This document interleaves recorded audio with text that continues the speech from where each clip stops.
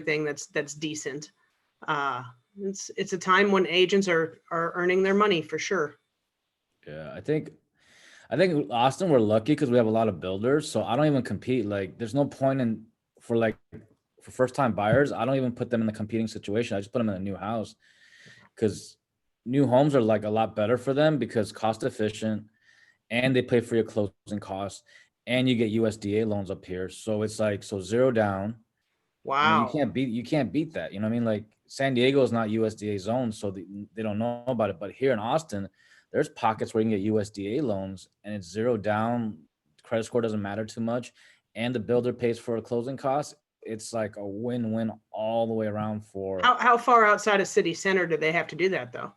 It depends on where like they're closing it down. So like about 45 minutes away from sit downtown, depending on Okay. how fast you drive. You know how Texans drive like 80 miles an hour. So like I It's live hard in to Cedar drive 80 Park. miles an hour in Austin anymore. Your traffic is worse than ours now. Yeah, we're becoming Houston like, you know what I Yeah. mean? Like especially like Mopac, like trying to get to KWRI.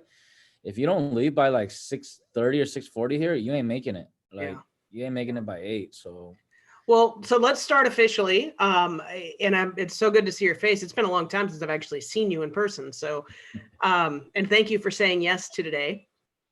Um, so tell everybody who you are, where you are, and then maybe give a little bit of your KW story because you've been around for a long time. yeah, so my name is Paul. I am originally from Long Beach, California. I am currently in Austin, Texas. I moved here 3 years ago for the team leader opportunity, and it didn't work out. However, I recruited my wife, so she had her own brokerage, and then after 1,000 no's, she finally said yes to me and joined KW, and then she finally said yes to me to dating me.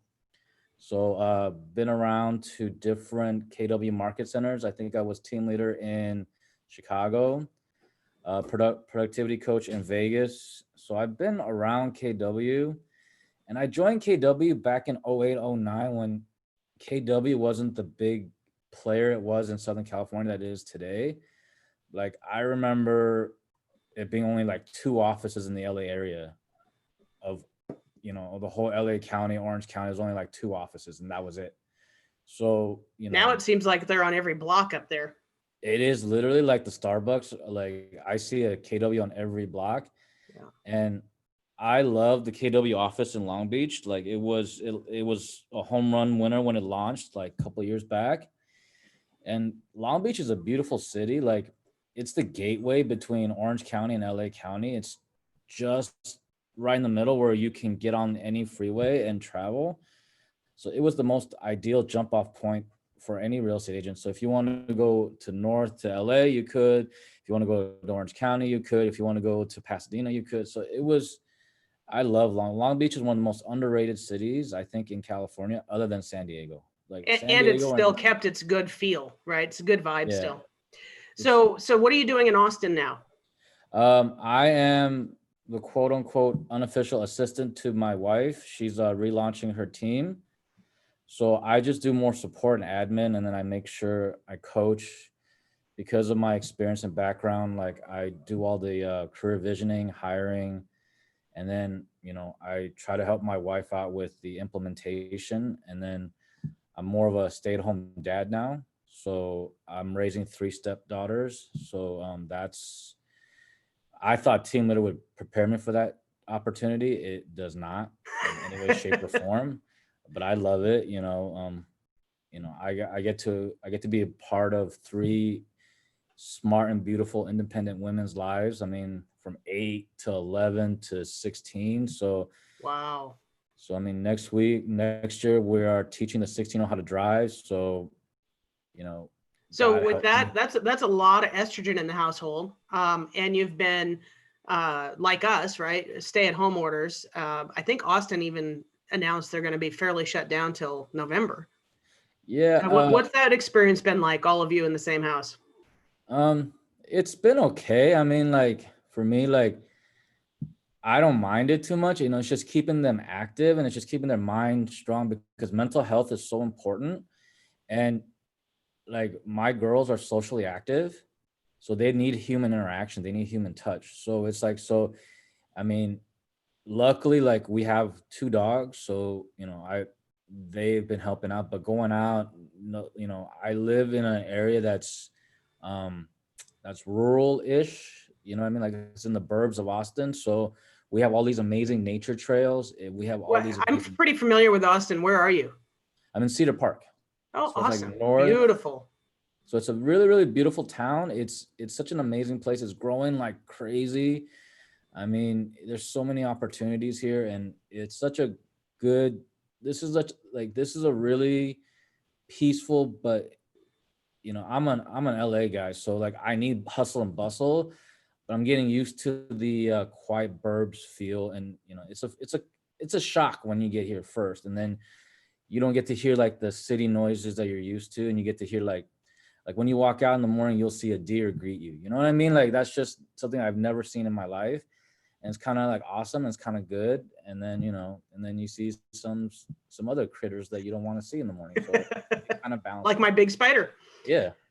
So I asked you to come on because we've been having a lot of different diversity conversations. I think that's actually one of the blessings of all the craziness that's happened this year. We get to explore more and expand our perspectives because, all of us have our own limited perspective. And I was just curious, you had reached out after the social equity ambassadors. I got to get the language right. We're all named. And you'd asked, why didn't we have an Asian person? Well, that's a great question because we have Asians in our office, but nobody raised their hand. So it could have been a blind spot had you not reached out. So thank you for that. And now you get to be our token Asian guy and represent the entire world of Asia, all the Asian countries, and tell us what the American Asian perspective is like. So I did my research as well, and so my background's really unique, right? Because I am the unicorn of Asians, which means that I'm 4th-generation Korean American, which means my family's been here for over 100 years. So there aren't too many like Koreans out there that understand what I go through, because a lot of Koreans are generation 1 or generation 2, possibly going to generation 3 right now. So, so generation 4, no one knew how to deal with that. And then on top of that, my mom is a Korean War refugee. So my mom grew up, if you hear my mom's stories, she grew up in a time where she can hear stories about how every night during the Korean War, she had to move from area to area, not knowing where the food was, because she and her 3 or 4, like her family's 9 siblings, so she had to carry a lot of siblings on her shoulders, and she had to move.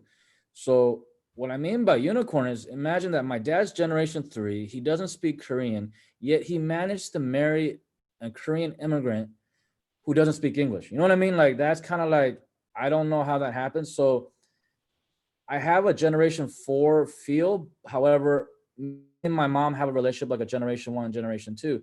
She's old school Korean and she believes in the old school ways. However, my dad's Hawaiian and he believes he's more Americanized. So it's like all my life I've struggled with my identity a little bit, because am I Korean? Am I not Korean enough? And it's really a challenge because, I grew up in Korea for 6 years. So I understood what it's to be an immigrant coming back to America, because I wasn't looked at as an American. I was looked at as a Korean immigrant. Then when I went back to LA years later, after I rejected my Korean culture, I was too white for my Korean friends. So I've had both sides of the spectrum happen to me, and you struggle with that, your identity.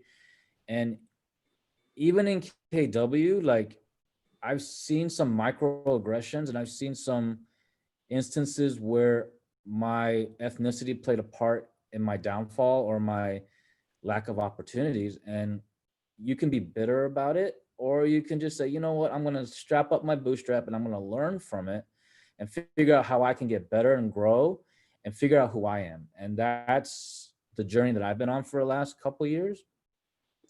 I love KW. I love the culture of KW. I love everything about KW. I mean, you and I have helped one of my agents with breast cancer do something incredible for family reunion. That's how you and I really connected. I mean, KW is like no other.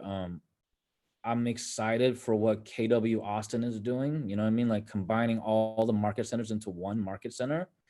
And we have the privilege of having Gary be more hands-on. And we have the advantages of having, you know, Melanie, Diane, and Michelle, like 3 team leaders work with us. It's such an amazing time to And be a part of Jennifer, it. I And just got to Jennifer. say, in case she sees this, Jennifer, I forgot. I haven't met Jennifer yet. she's one of my However, I best mean, think buds. about it. Like we have the most powerful leadership team in all of KW, concentrated, helping each and every one of us grow and become our better selves. I mean, like, I'm not advocating you guys move from San Diego to Austin. However, it's pretty powerful stuff. Like stuff I'm seeing in Austin here. It's so amazing. And it's so fun to be a part of the birthplace of KW. Yeah, You know what I mean? for Like, sure. I wouldn't be anywhere else. So go back. You said, you know, and it probably isn't just within KW, right? You are probably feeling microaggressions. I love that term. I hate that term, and I love that term, right? Yeah. And may have hit some speed bumps because of your ethnicity. So give what does that look like? What are some of the microaggressions? Because I think it's again just not in our awareness. And this is going to sound potentially ignorant, and I'm okay on these to sound ignorant because it's the only way I learn.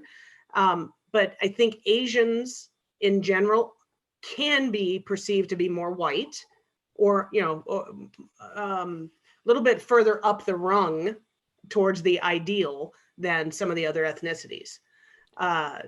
So it's not apparent to me what microaggressions would exist out there other than saying, hey, are you good at math? Right. Or do you speak good English for being Asian? Like, there's 2 concepts that I think a lot of Asians deal with. Is the perpetual foreigner syndrome, where no matter how long you've been in this country, because of how you look, you'll always be perceived as a foreigner, right? That's one.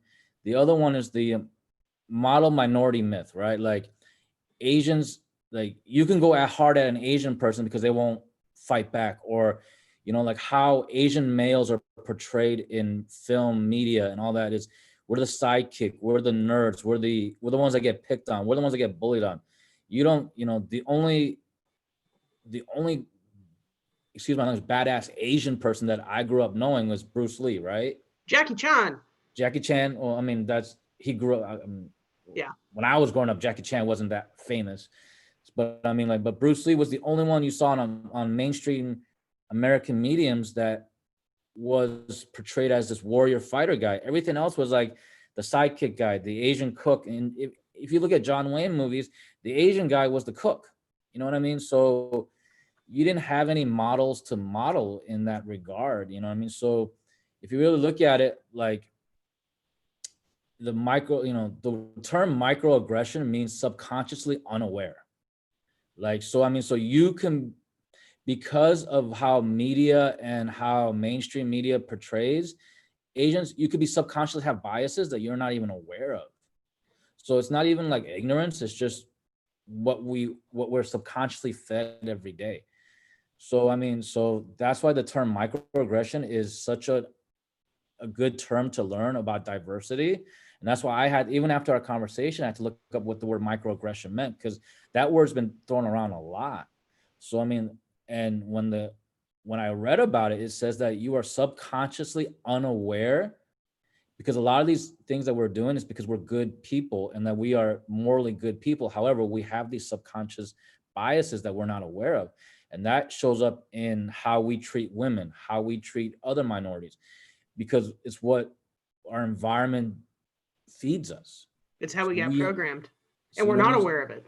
Yeah. So it's kind of like we have to, and I like the fact that we're being woke to being, the millennial term woke, and we're being aware of it. However, how I was, how I grew up with it is like, everybody when I was growing up thought that I was good in math. So they would copy off of my thing. So my teacher, I told my teacher, I said, look, I don't feel comfortable taking my test because everybody's trying to copy off of me. And this guy, he says he's going to beat me up if I don't give him an A. So so my teacher gave me two tests. One, I would fill all the wrong answers. Everybody would copy the wrong answer, and then she would let me stay behind and do the right one. And I would get graded on the right one. Wow. Conversely, how I use the model minority and microaggressions for me, because it's a benefit to me, right? So this is why I'm in real estate. I realized that like a lot of my teachers thought my mom couldn't speak English. Like it's not something I said, it's not something that I told anybody about, but it's how they perceived it.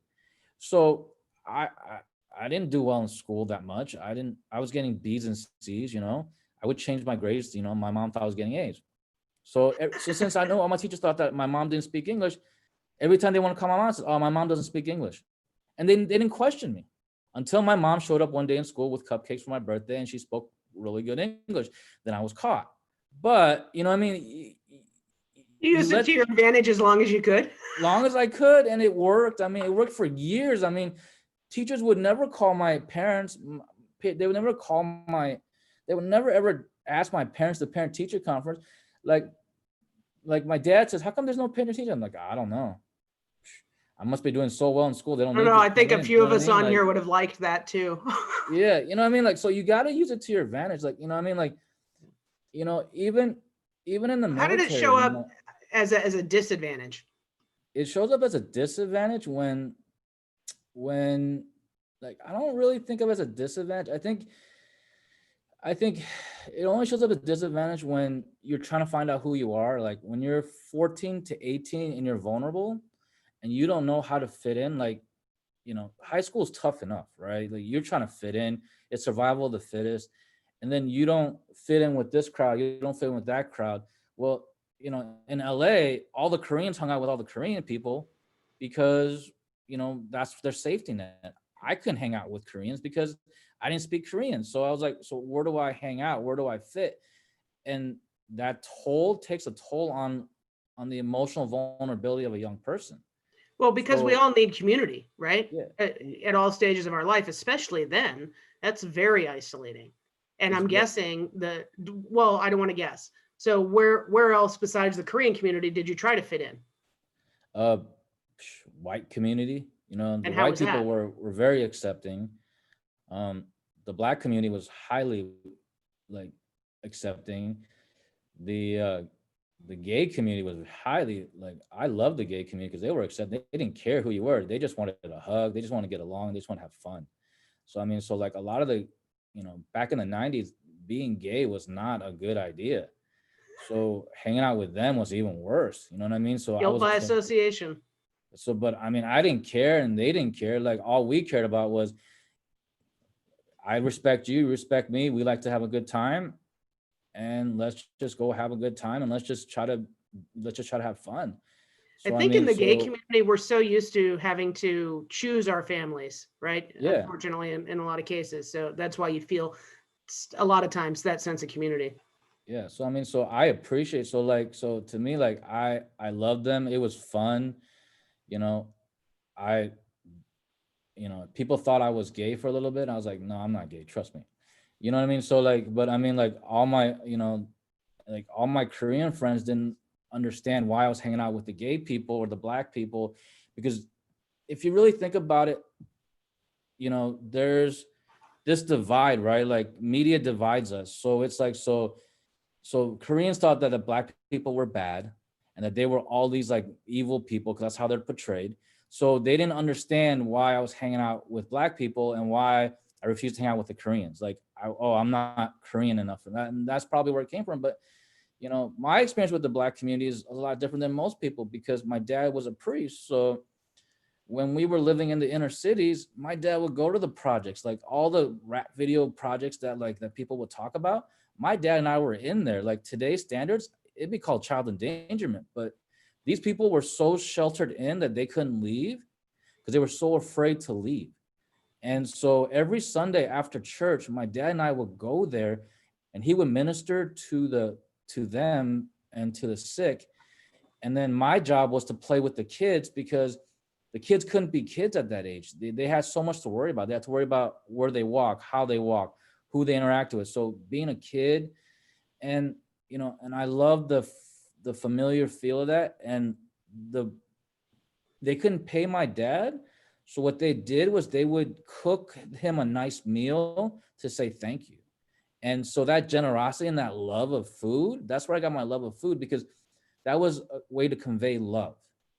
And so every Sunday, like I would tag along with my dad because I got amazing food at the end for a couple hours to play with the kid, and I got amazing food.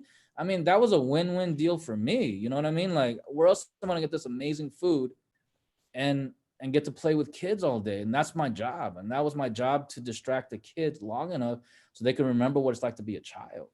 Yeah. You know what I mean? So I saw a lot of violence. I saw a lot of things that like made me more aware and more rounded. And, and I'm thankful from that. My dad took me on those experiences, and That's that's awesome. formed me to this day.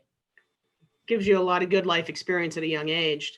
And probably, I think what I heard you say is we're all the same. And food is love. We've heard that in a lot of these, and that's one of the best ways we can all connect. Yeah. I mean, I think a good meal is where you can have, where you and I might not agree on policy, but we can sit down and agree that this is the best meal and have a conversation around that. It's a common point. It's a common thread that can unite us if we allow it to unite us. And that's the beauty of food. And I'm so happy that Korean food is gaining popularity, so that way I can teach people about Korean food, and we can have a conversation about food and the history of food, and then and then talk about your background and my background. And it's food is a good way to bring people together. So with the awarenesses that you've had about, identity and trying to fit in, and you've got 3 stepdaughters, what's their ethnicity? So they're half white and half Filipino. Okay. So So how are you advising them? Because they're at the tender ages where, I mean, either a lot of damage can be done or a lot of good can be done in a 16-year-old psyche. So how are you massaging that? uh I just stand back and I learn to be hands off. I think that's the best approach. But I nudge through books. I think, you know, Diana Kokoska always said, if you want to do something, give them a book. You know what I mean? Like, and I've given my daughters Rich Dad Poor Dad. I've given my daughters Grit, by Angela Duckworth. These are really good books to be reading with, like my 16-year-old loves Japan culture. So everything that's Japan, I try to feed her knowledge. So like, um, I do have a very military mindset. So we set goals, right? So I said, hey, if we do X, Y, and Z and we hit all our goals, what about a trip to Japan for your 17th birthday? You know what I mean? And that's how I hold them accountable. It's like putting a carrot, Mhm. but it's kind of motivational carrots too, right? I was just thinking the motivational interview. That's what would come out of that, right? Yeah. And then so what the other way is, I make sure that they understand Filipino culture because I research it with them, right? So like I don't know anything about Filipino culture. I don't know, I barely know about anything about Korean culture. So I sit there and I do the work with them, and then I teach, and we learn together about culture. We learn together about, you know, like, I tell them, I says, I understand what you guys are going through. I may not 100% empathize, like 100% know what you're going through, but having struggled with cultural identity, like you guys are gonna struggle with it for a little bit too. It's okay to be white. It's okay to be Filipino. You got to find what works for you in the middle. You know what I mean? Like if you want to, but don't reject one or the other. It's not an or proposition. It's an and proposition, right? You can be white and Filipino in America, and you can be the best of both, and you can learn the best of both and embrace both. You don't have to choose. Yeah. And that's what I try to impart on them, is that there's no either or, it's an and proposition. You can be both. Both and. Yep. So go back for a second, because I didn't realize that your dad was fourth, or your fourth generation. Your dad's side is fourth generation. What in 100 years ago brought your family from Korea to here? I think opportunities. I mean, back 100 years ago, if you remember, there's a Chinese Exclusion Act. the Americans were not allowing any Japanese, Chinese, or Koreans into the United States. It was a closed border. So there was like an armistice or a treaty signed where they were allowing the first wave of Koreans to come into Hawaii. And my great grandpa was roughly what year? I mean, are we talking 1920 or after that? Because I know before 1920, I think I went to 1900s, 1920, 1930s. I don't remember too much of the history dates. Okay. But Korea at that time was very impoverished. There weren't that many opportunities.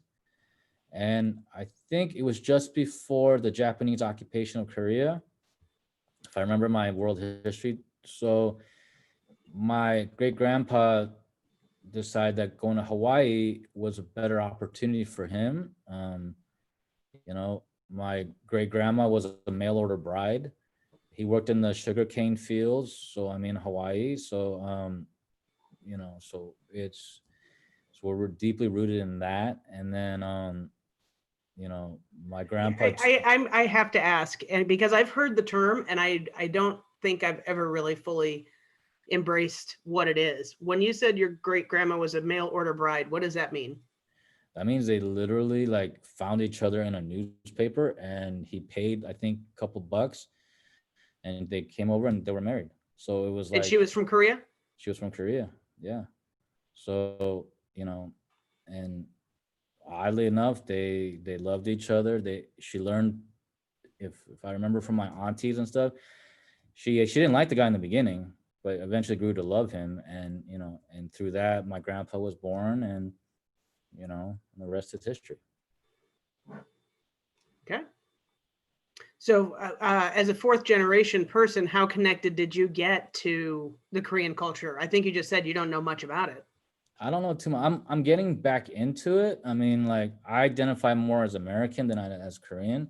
However, when I was in the military, like, I did go back to, I was stationed at Camp Casey. Where is that? In Korea, a little bit north by the DMZ. And I was treated like a rock star. So, I mean, like, I'm Korean American, and a lot of the Korean girls love the Korean American, apparently. I didn't know that. Like, you know, and it was a fun experience. I got to learn more about Korean culture that way. I got to eat good Korean food, and I didn't have to do all the stuff that the crazy Korean armies had to do. That was a bonus for me. So, I mean, you know, and, you know, even then it was like microaggression, you know, they were like, you know, hey, you know, like they were like looking at me like, hey, you know, if you stand on the wall too long, they might kidnap you because they think you're Korean. And it's like, so, or if you don't do this, I'm going to put you in the wall, and then you're going to get kidnapped. So, I mean, stuff like little jokes like that is little microaggressions here and there. I mean, like the biggest story that my dad told me when he was in the Navy was during the Vietnam War, the USS Pueblo was taken by North Korea, and he felt the tension of that all the way on his ship. Like, people were looking at him like as a Korean spy, and they were like not happy to have a Korean guy on the USS Enterprise because the Pueblo was taken by North Korea. So, I mean, so there's racism all the way through, you know, United States military. There's racism all throughout American history. You choose to learn from it, and you choose to adapt with it, or you choose to be defined by it. And I choose to learn and grow, and I choose to not define who I am. I choose to see the good in people, and, you know, and learn. You know, if people are going to call me a racist name, that's on you, not on me. Do you confront them if they do that? No point. You know, it's like talking to a wall. You know what I mean? Like, if it depends on their tonality, depends on if they're saying jokingly, then I have a conversation. But if they're serious, I'm like, nothing you're gonna do to move that mountain. If you think I'm a chink, great. Then more power to you, and God help your soul. Do you hear language like that, Paul? I've heard language like that, not recently. Like, I've been immune to the aggression with the coronavirus being called the Chinese virus. I've heard people get assaulted by it. I've heard people getting, you know, I got some on my social media feeds. So, I mean, but it's like, I laugh because I'm like, you know, if you're going to insult me with something original and creative, don't come at me with what everybody else is saying. That's my philosophy. That's my take on it. It's like, great, I'm not Chinese, but if I were, I might be. Well, how often does that happen? How often do people mistake you for whatever other Asian ethnicity there is? Because Oh, it we happens a don't know, lot. right? It happens a lot until I open my mouth and they see like how well I speak English. They're like, I don't think this guy is Chinese as I thought I was. You know what I mean? So, and when I speak, it's like they see that I'm more American and they tend to back down and they tend not to mess with me. But I've seen it where they would treat my mom differently because she has a thick Korean accent. And then I would say something and they'd be like, they would back off 3 steps because they'd be like, oh, I don't want to mess with this guy. But they were willing So to you mess had with to, my mom. did you feel a necessity to protect your mom because of that? Yeah, but then like it's more like I want to protect you from my mom. My mom is gangster, you know what I mean? Like you do not want to mess with me. You do not want to mess with my mom. Like she is a strong, like she is a Korean War refugee. She is a strong, strong woman. She came to America with nothing and she made a life. I mean, if that doesn't define who a tough woman is, I don't know what will. You know what I mean? Like, I hated growing up with my mom because she was so tough. Like, I mean, she would spank and all that, but I appreciate her so much more looking back. And if you hear her story, it's so amazing. And Well, tell us some of it.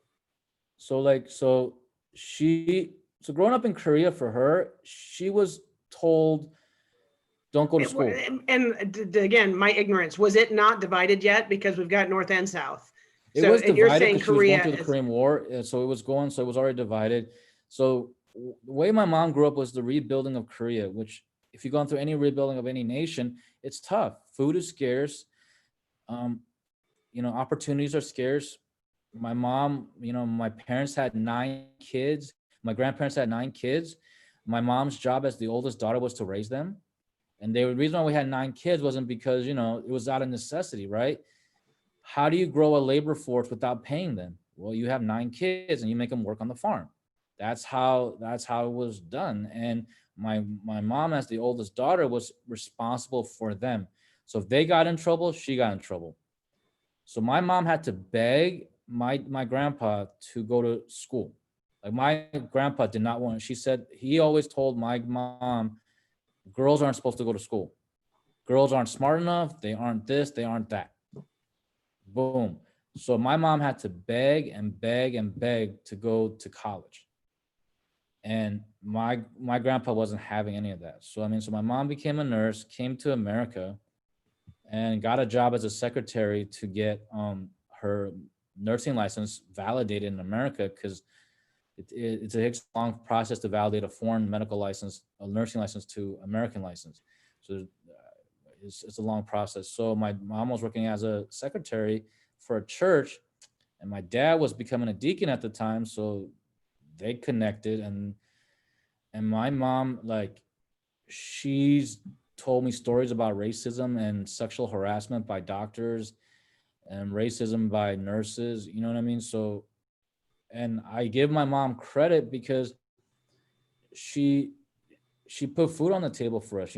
While my dad was getting his PhD, my mom was the one that was working and getting, and dealing with all this sexual harassment, dealing with all this racism, people yelling at her because they thought that she wouldn't yell back, or, doctors hitting on her because they have this fantasy of what an Asian woman is, and all I this, had all that. forgotten about that. I mean, again, my little enclave, I would think that's a huge piece of being a American Asian woman, that you're objectified constantly.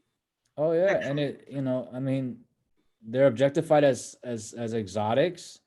They're objectified, in a way that's like, hypersexualized a little bit. So my mom's very pretty. So doctors, these white doctors have this illusion, this delusion, and And doctors have this power. God complex already. So they're already like egotistical, and then they think that they can get away with this behavior. My mom had to endure that for years, and she was like, I'm not having any of it, and finally she moved back to LA, which was good for her, bad for me. But LA is the only place I know in America where you can be in your age ethnic group and not, you can be in Koreatown all your life and never leave Koreatown. You can be all in the Filipino town, because you can get everything you need right there. LA is so spread out, and it's very it's not as dense. So it's like, so like if all the Koreans want to hang out in the Korean community, you go to Koreatown. If you want to hang out in Little Thai Town, you can hang out in Thai Town. You know what I mean? You don't have to really So mingle with. it's interesting. I had never thought about that either. So it's this big metropolitan place that you from the outside would think, oh, it's so diverse, but it's isolated. We isolate Yeah, within our communities, so the diversity isn't really diverse. it's not as diverse as people think it is. I think the newer generations, the ones that are Americanized, venture out more.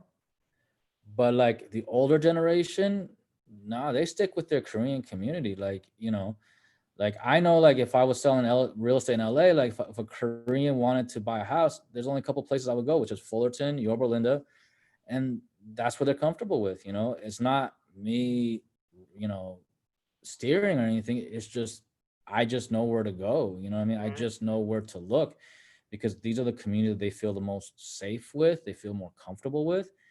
And you know, you can hide out a lot in plain sight in a big area like that. You know, in Sure. Austin, you can't really hide out. You know what I mean? Like there aren't that many Koreans here, so we know where all the Koreans are. You know what I mean? So it's like, so you know, and that's just out of necessity. You know what I mean? Like, you know, I mean, like 2 years ago they opened up H Mart, which is nothing in LA, but in Austin that was a big deal. Like we had like opening up a Korean only restaurant, like supermarket with Korean food in the food court and with live music. Oh my God, that was like the biggest thing to hit, you know, Korea in Austin in a while, you know, and the Chinese got their 99 ranch. We got our 85-degree bakery.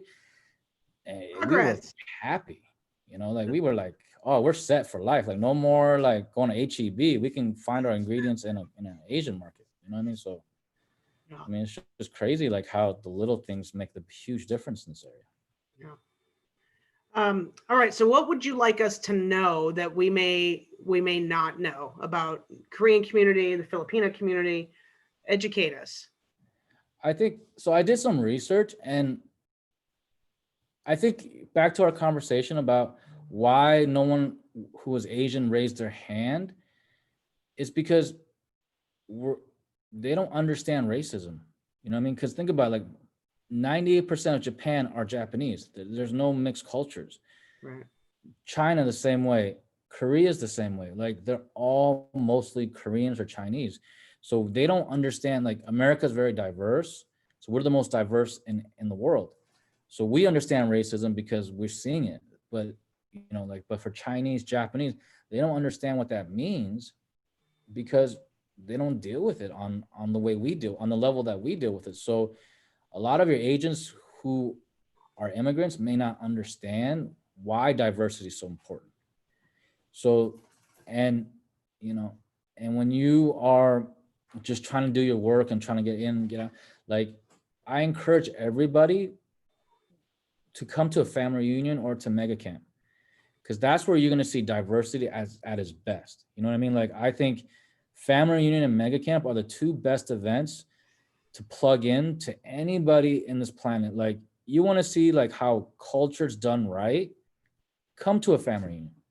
No one cares about your color. No one cares how much money you make. No one cares about where you come from. You know what we care about is how much hugs are we going to give each other every day, how we're going to impart knowledge At on each least other.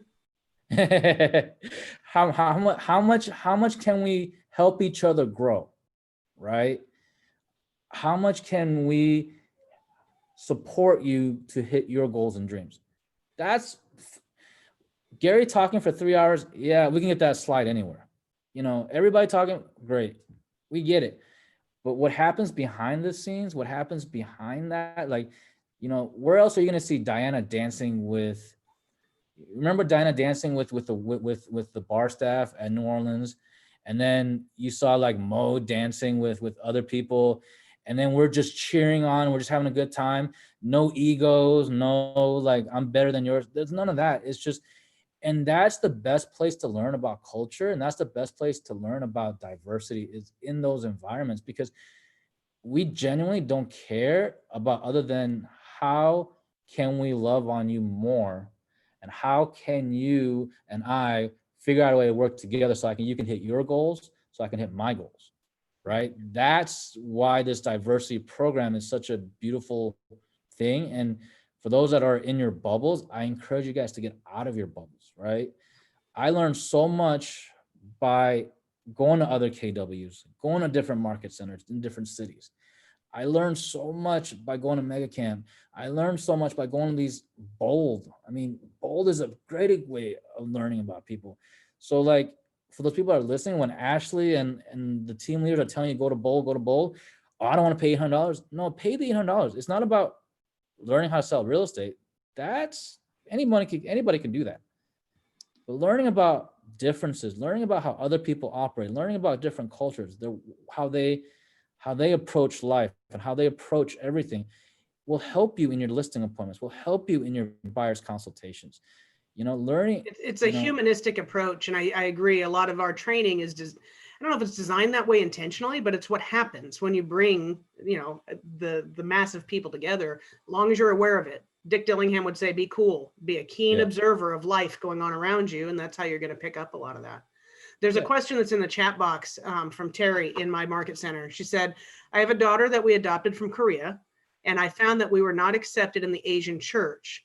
And I don't know if that means, but we were in the white church. What did you find? Have you found anything, or your dad was a priest, you said? Yeah. So if my advice to you is make your child a well-rounded child in all faiths, right? So if a Korean church is not going to accept you, then go to a white church. But it doesn't mean you stop trying to learn about the culture. Doesn't mean that you stop. I mean, yeah, Koreans are very insulated, and they're very protective of protecting their own. But what I encourage you to do is, you know what? She is your child, no matter what. It doesn't matter if she's white, black, tan, purple. It doesn't matter. She's your child. She is your baby. You do what's best for you and her, and that's it. That's the only thing that matters. If someone doesn't want to accept you, great. That's their loss. Because I don't care. Religion is a personal experience between you and God. It's an individual, it's personal, right? If someone's trying to exclude you based on the fact that you're white and she's Korean, they're not living up to the principles of what God intended.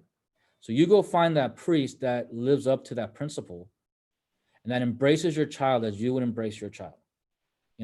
My dad was a big proponent of religion. So I used to go to a Muslim mosque. I used to go to the Jewish temple. I used to go to different religions when I was younger, because my dad wanted me to be open to all religions and all faiths, because he does not want me to discriminate based upon religion.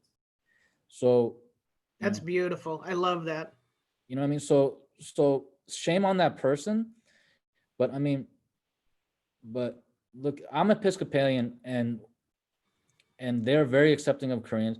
And a little history, the LA diocese in Los Angeles didn't have an Asian ministry until the 70s.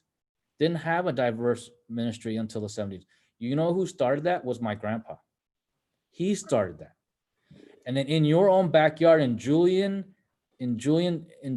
California, there's a camp called Camp Stevens. That is for at-risk youth and people who've never been to summer camp. They go there. The reason why all my real estate funding goes to support that camp. So you'll see buildings named after my grandpa, after my uncle. We bought land for them to expand out. And the reason why I love going to Julian, because they have the best apple pie in the fall. Oh my God. That is that is worth the trip in itself to go there. But if someone doesn't reject you, find a tribe, find a family that accepts you for who you are. You know what I mean? Yeah. And embrace. Korea is getting a lot of love right now. Korean K-pop, Korean this, Korean that. It's getting a lot of love. So teach your daughters what it's like to be your daughter. Don't worry about putting labels on it. Who cares? That makes sense. Everybody, Diana's taught this too. People are doing the best they can, and without awareness, I totally understand people protecting their own, right? Yeah. You've got to have your human needs met and then your safety needs met before you can really grow past that. And a lot of times in these smaller communities, they don't feel safe enough to allow others in. Yeah. And sometimes for really good reasons. The good reason, but that's why I love KW, right? Because KW is our safety net. Yeah. You know what I mean? Like, we can be ourselves in KW and no one's going to judge us. You know what I mean? Like, I mean, some will, some won't. Who cares? You know what I mean? Like, it's our business, it's our life by design. It's not meant. The best Bruce Lee quote is, you know, I wasn't put on this planet to live up to your expectations, and you weren't put on this planet to live up to my expectation.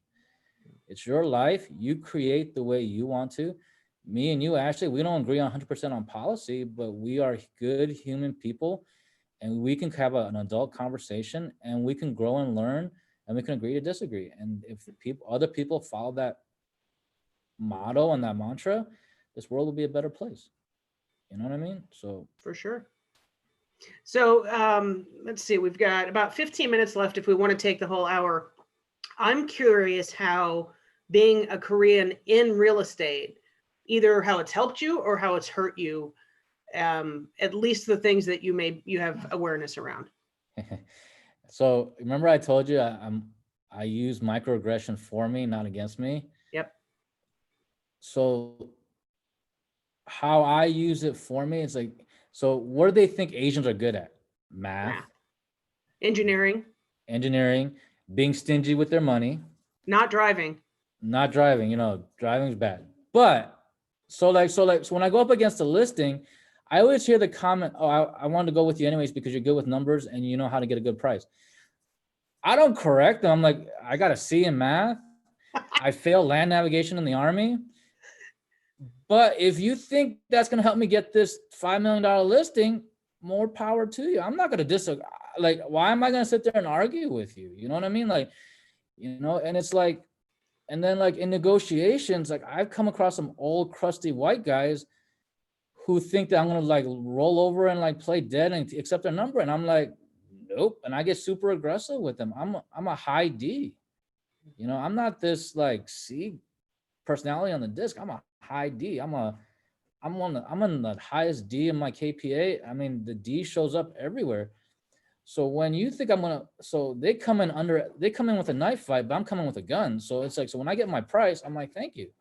You know what I mean? And it's like, that takes people by surprise. That's kind of your secret advantage. You know, and then the other thing that I do is like, if you notice my logos, if you look at my social media, I put my wife as the face of the company. I did that on purpose. I did that for, you know, let's face it, America is geared towards rewarding minority women to start businesses. So SBAs, everything, they reward like single moms or Asian women with grants and opportunities that I won't even get as an Asian male. So I put her as the owner of the company. I put her as the face because no one wants to deal with me. I'm just the sidekick. Okay, fine. I'll be a sidekick. My wife is beautiful. So I put her in the front. I'm like, here, you be the face of the company. You drive the business. And a lot of people want to work with her, not because of her looks, first and foremost. I'm like, I don't care. You know what I mean? Like, if you're going to have these stereotypes and you're going to have these like fantasies. Has she faced any of the same stuff your mom did? Oh, tons. Like, I will tell you, like, my wife was born and raised in the Philippines, and she came to America 13 years ago. And man, like, she has faced some racism that my heart breaks for her when I tell you this, but my wife is feisty, you know what I mean? Like, she don't put up with no BS. Like, you know what I mean? Like, she will fight back, you know, and I guess I married my mom in that sense where, you know, don't let these like innocent looking Asian women fool you. They are feisty as heck. Like, don't get on their bad side. Like, they will fight back. Just don't push their buttons. And, you know, they're sweet until they're not. Yeah. They're like, you know what I mean? And it's I have personal experience, Evie. So, you know,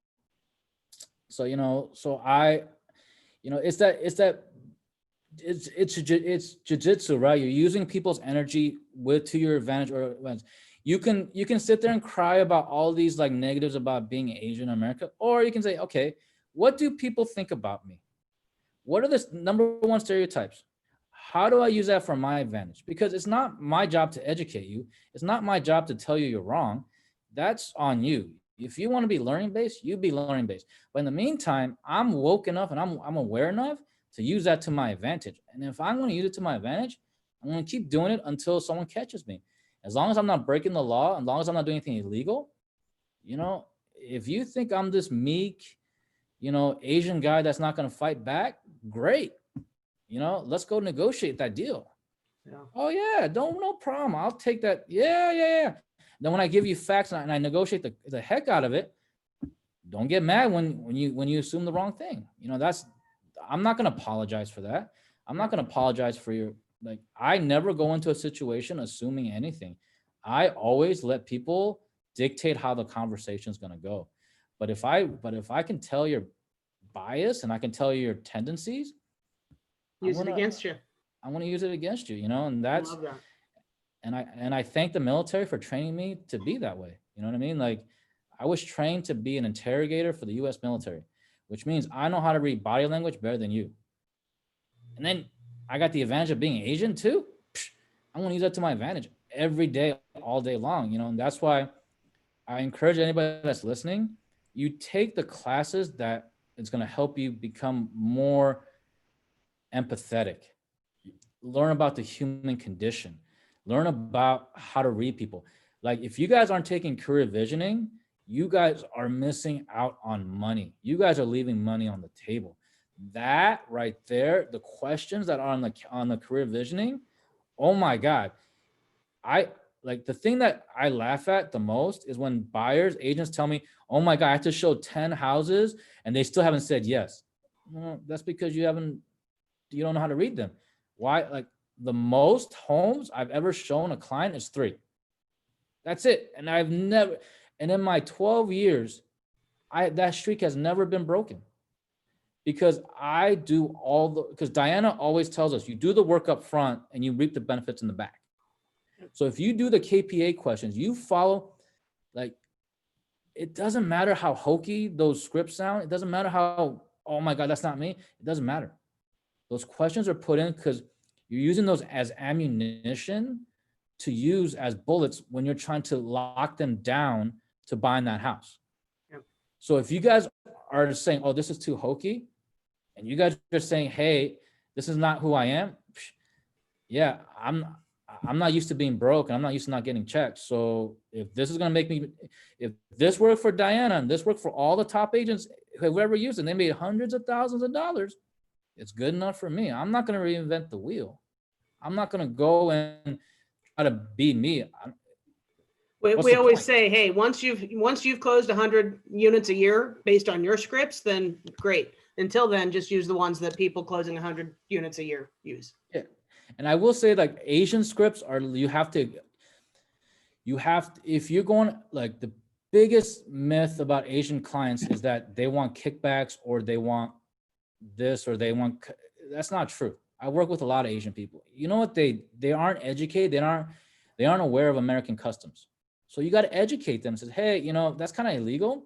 And I know that other Asian people are doing it, but if they want to cut their commissions, how are they going to negotiate for you with Americans? You know what I mean?